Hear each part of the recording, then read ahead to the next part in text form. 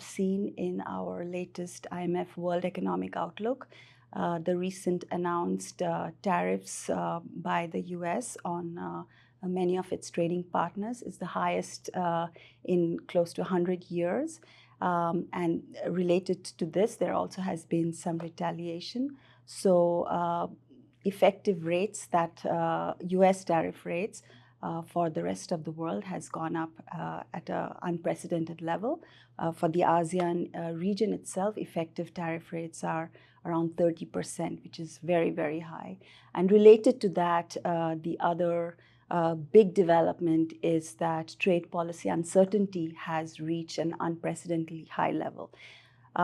Clearly, both the high tariffs and the trade uncertainty will impact the ASEAN region very adversely. One, because they are very export reliant. For example, for a typical ASEAN economy, export to GDP ratio is around 50%. And also the part of exports going to the US is pretty significant. For example, for Thailand, it's somewhere between 12 to 15%. And the second reason being the high effective tariffs. So in terms of our forecast, our outlook for the region is that growth will decline from 4.8% in 2024 to 4.1% this year, and further to 3.9% next year. This is marked down in our growth forecast of about 0.6 percentage points for this year and 0.7 percentage points for next year relative to the October World Economic Outlook. And we see these negative effects occurring through 4 channels. The first channel is the direct effect because of the tariffs. The second is because of lower exports to other third countries that are also hit by the higher tariffs, and more generally because the whole world now, for the global economy, our growth forecast is 0.5 percentage points lower, 2.8% this year. That will impact the external demand for ASEAN economies. And the third channel is the unprecedented increase in uncertainty, which we think would weigh on investment decision, domestic demand. A fourth channel is related to the uncertainty, a sharp tightening in financial conditions, which obviously will also impact borrowing conditions, foreign direct investment prospects. There is a fifth channel, which is commodity prices is now somewhat lower because of this lower global growth prospects. That will impact different ASEAN economies in a different way. Perhaps that's the only positive respite for Thailand because it is a commodity importer. Now, since April 2nd, of course, there has been a pause, 90-day pause in these tariffs. So that gives a little bit of a breather for the ASEAN economies. However, the effective tariff for China and US remains very high, in fact, higher than April 2nd announcements. And because these two economies are two of the biggest trading partners for the region, we expect the region still to be very negatively impacted because of trade spillovers.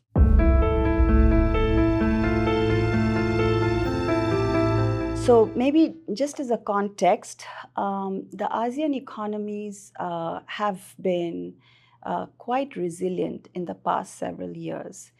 Growth has been strong, and they have used the strength in growth to improve their policy frameworks.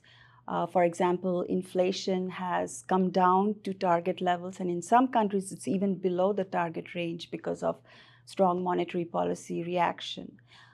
So all of this means that they are able to face this new shock from a position of resilience or strength.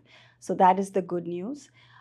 In terms of policy recommendations, of course, there will be a lot of country-specific differences, but one key recommendation to all our member countries is to resolve the trade tensions and reach conciliatory trade agreements as quickly as possible, which will help reduce the uncertainty. And in this context, both Thailand but also ASEAN more generally have taken a very cooperative approach. and they have announced that they will not engage in any kind of aggravation of trade tensions, and this is very welcome. So one advice would be to engage in agreements that reduces trade tensions and also in a non-discriminatory way. A second advice would be to use this shock as incentive to further diversify trading partners, increase interregional trade. For example, interregional trade within ASEAN is only about 20-21% of total trade, so to increase that. In terms of macro policies also, we have some advice.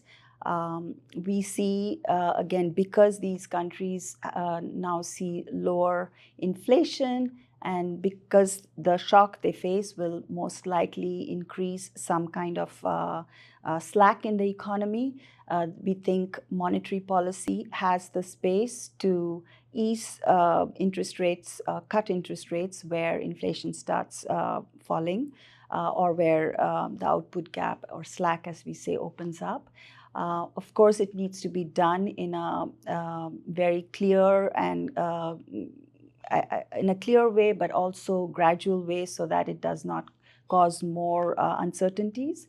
To the extent the exchange rate in most of these economies are floating, that flexibility will help in dealing with the shock. But if there is too much excessive exchange rate movements, some intervention in the foreign exchange market may be needed, aligned with our IMF's integrated policy framework. And because the shock is seen as a permanent shock or a shock that is that the economies need to adjust to, we don't think there is a case for a full-blown fiscal stimulus. However, some sectors or some households might be hit very hard. So fiscal policy should be used to complement monetary policy, but in a prudent way in order to provide some temporary and targeted support to those who are hit very hard. And finally, the recommendation is to find new ways to boost the growth potential through structural reforms that can increase productivity growth in these economies.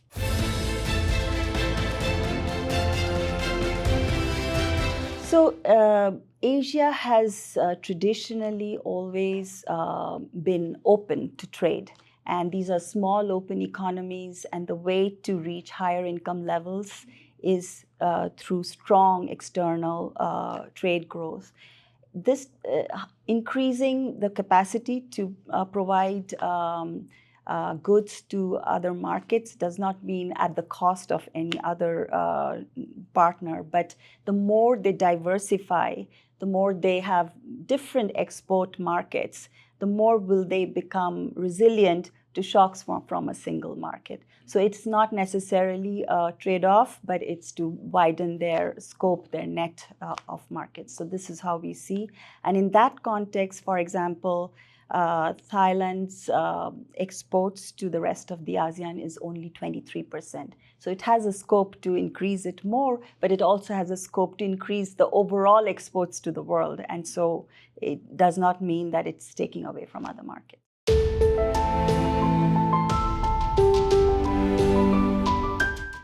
Without getting into specifics, maybe what I can say is more generally, as a country becomes richer, there is a tendency to move to more higher value-added goods. So in that space, we think Thailand has a lot of potential. It is, of course, reliant on manufacturing exports, on tourism, and we see that with the right kind of investment in digital IT infrastructure, physical infrastructure, high skill, investing in skilling laborers, they can move from towards more higher value-added exports as well as towards services. And this could include sort of the next generation automotives or robotics or even on electronics, sort of the next level electronics or medical tourism or what have you. But for all of that, you do need investment in infrastructure, removing distortions that so that there is more FDI and investment in skills.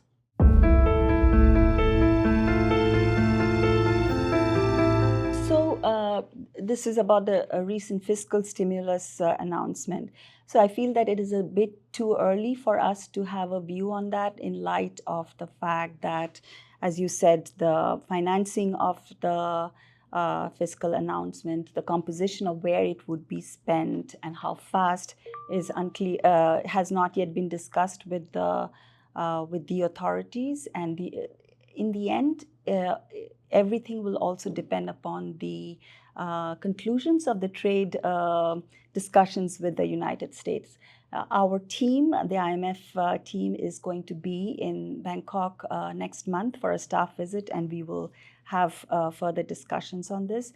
I think, I repeated on fiscal, we think regardless of how it is financed, it is very important to ensure that on the one hand, the economy does not adjust to this new equilibrium very rapidly, which will cause more dislocation. So to allow for some smoothing, but to do it in a temporary and targeted way in order to protect the fiscal framework that Thailand has.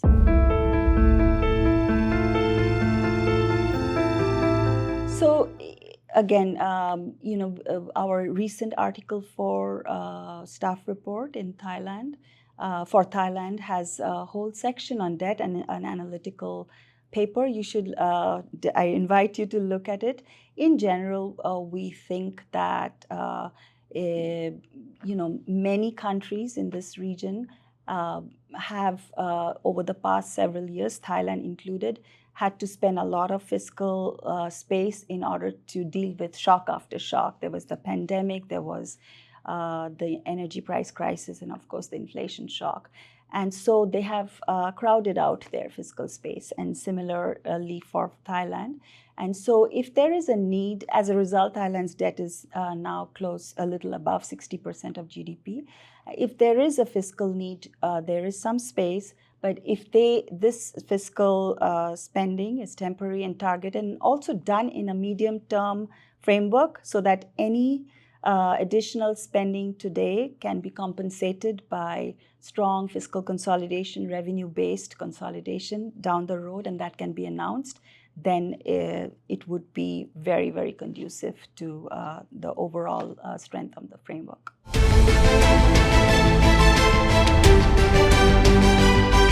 So, as I said before, the negotiation details will depend upon country-specific circumstances, but to the extent the ASEAN countries, Thailand included, have already signaled that they will take a conciliatory approach. They will be committed to open rules-based multilateral system. This is music to the IMF ears.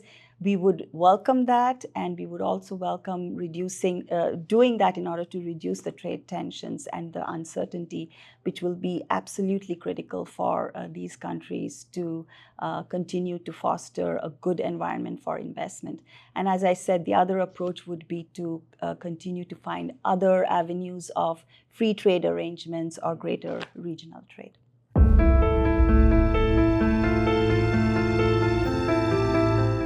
So currently, Thailand, like the rest of the ASEAN, are facing a very dire economic shock, which is the tariff, as a result of which our growth for Thailand has also been, forecast has been revised down, and we expect growth this year to be about 1.8%. It was close to higher than 2% in the October VO. So the first problem, like the rest of ASEAN economies, it is not a problem. The first challenge is because it is an open economy and because it faces tariffs, growth is lower. The second issue, which might be more Thailand specific, is because of Thailand's reliance on tourism. The pandemic hit Thailand even harder than many of the other countries.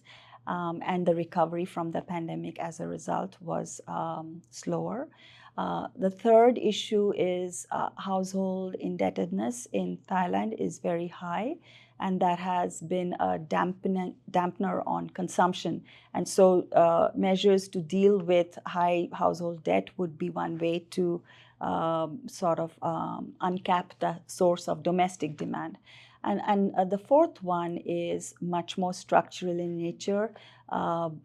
Over time, over the last several years, there has been some underinvestment in human capital, in physical capital. So the share of public investment needs to be higher. Similarly, Thailand's population aging has implied that the labor force participation has been lower and productivity growth has been lower. So all the structural measures that I mentioned earlier to deal with these constraints would enable Thailand's growth rate to go up in a durable way.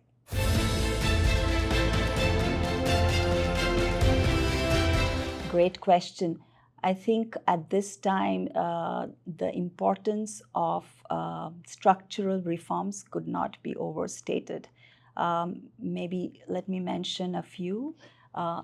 Higher investment in human capital to be ready for already very strong levels of digitalization in Thailand, but also artificial intelligence.